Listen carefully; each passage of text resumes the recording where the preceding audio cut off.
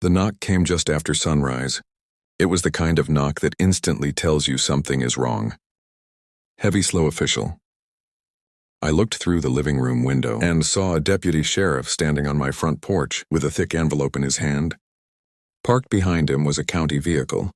My stomach tightened before I even opened the door. "Good morning," he said politely. "Are you Mr. Harrison?" "I am." "I've been asked to serve these eviction papers." For a few seconds I simply stared at him. "There has to be some mistake," I whispered. "I can't discuss the case." He replied, "Everything you need is inside." I signed the receipt with trembling hands. As the deputy walked away, I noticed another car parked across the street. Inside sat my sister-in-law, Karen. She wasn't crying, she wasn't surprised. She was laughing the moment she saw me holding the envelope.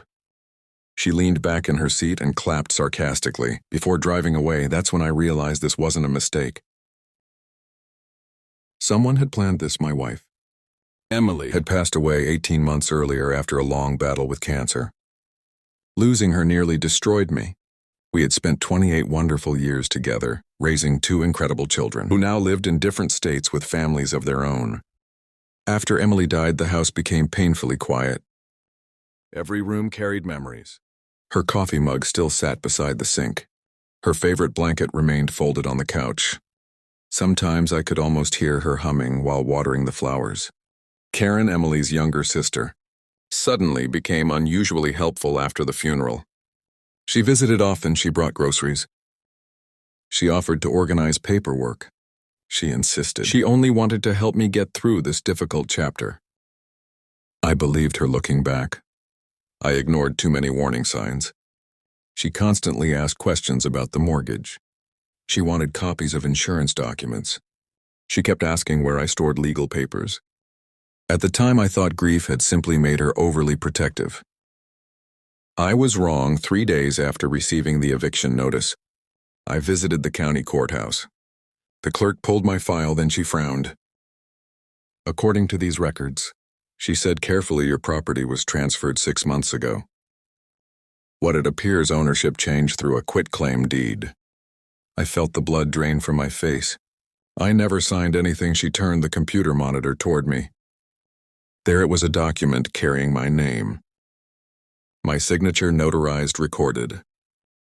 Completely fake. Someone had forged every page. The clerk quietly suggested hiring an attorney immediately. That afternoon, I contacted an experienced property lawyer named Daniel Brooks.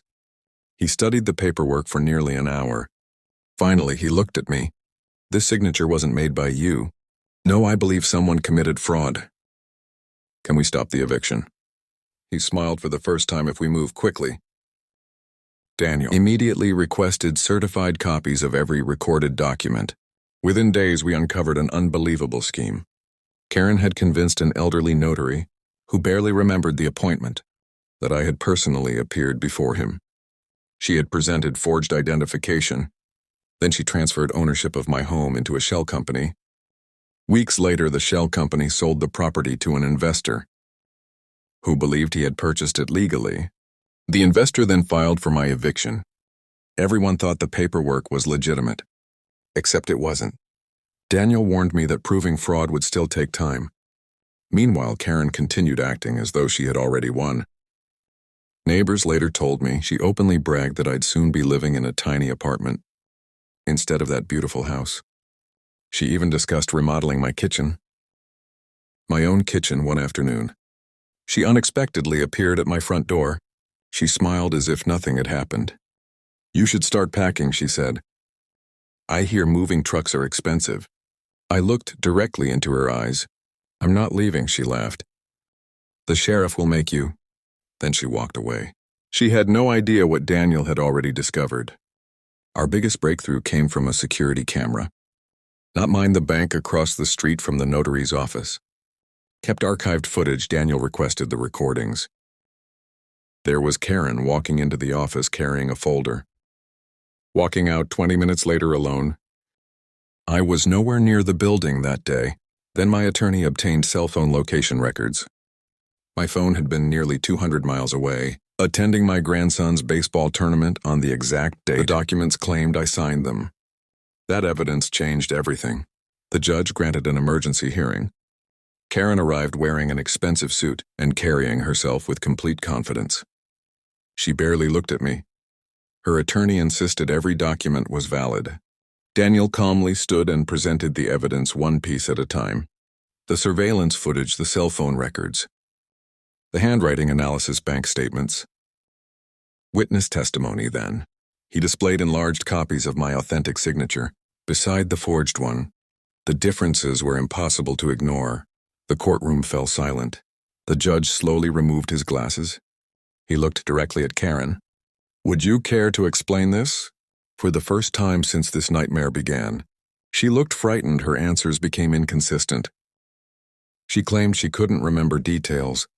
She blamed paperwork errors. She blamed the notary. She blamed the investor. She blamed everyone except herself. The judge wasn't convinced. Within minutes, he suspended the eviction. Then he referred the case for criminal investigation. Karen's confident smile disappeared forever. Months later, investigators uncovered even more. She had attempted similar fraud involving an elderly neighbor several years earlier. Though that victim caught the scheme before documents were filed, she had also accumulated significant gambling debts. That explained why she desperately wanted my house. The criminal charges came quickly: forgery, identity theft, filing fraudulent public documents, fraudulent transfer of real property. Her carefully constructed plan completely collapsed. The investor who unknowingly purchased the property also became a victim, thankfully because Daniel acted quickly. The fraudulent sale was legally reversed. My home's title returned to my name. Every false document was removed from county records. The day I received the corrected deed, I sat alone on my back porch holding the papers. For the first time in nearly a year, I breathed freely. Several weeks later, the same deputy sheriff who had served the eviction papers stopped by again this time.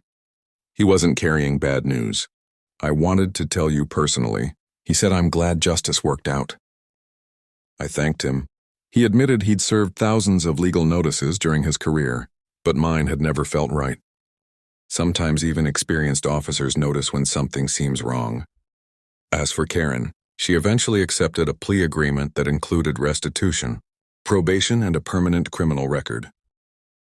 More painful than the sentence was the fact that nearly every member of the family learned exactly what she had done. Trust, once broken, that deeply rarely returns.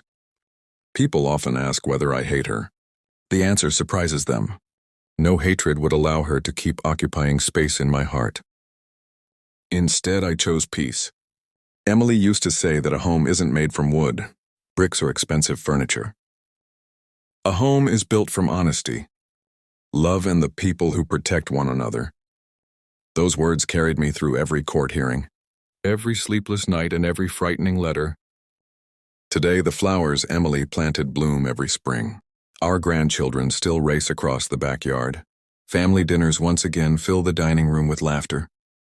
And every morning when I unlock my front door, I remember that justice sometimes arrives slowly, but when truth is stronger than deception, it always finds its way home.